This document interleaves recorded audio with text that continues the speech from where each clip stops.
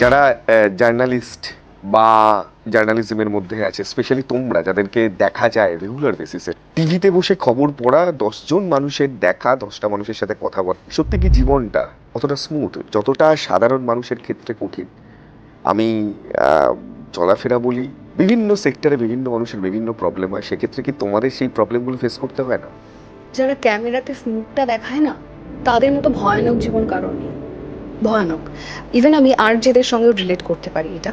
তার কারণ, আমি যখন যে মুহূর্তে আমাদের একটা কাউন্টডাউন থাকে, যেমন সিনেমার ক্ষেত্রে অ্যাকশন বলা হয়, আমাদেরকে বলা হয় 3, 2, 1 কিউ। রাইট। ঠিক আছে? আমি এটা কেন দুটো ইন্ডাস্ট্রিকে এক করলাম জানি, অনেক ওটা ওটা রিল, এটা আমরা রিল, আমরা যা বলছি সেটা সত্যি, ওটা পুরোটাই একটা গল্প। কিন্তু আমরা আমাদের দুঃখ, কষ্ট, বেদনা, অভিমান, প্রচন্ড ঝগড়া কারোর কোনো প্রিয়জনের সঙ্গে, বাবা হতে পারে, মা হতে পারে, হাজবেন্ড ওয়াইফ, দেখো, ওই যখন ওই কিউটা শুনি না, ওই পুরো দুনিয়াটাকে আমাদের শাট ডাউন করে দিতে হয়।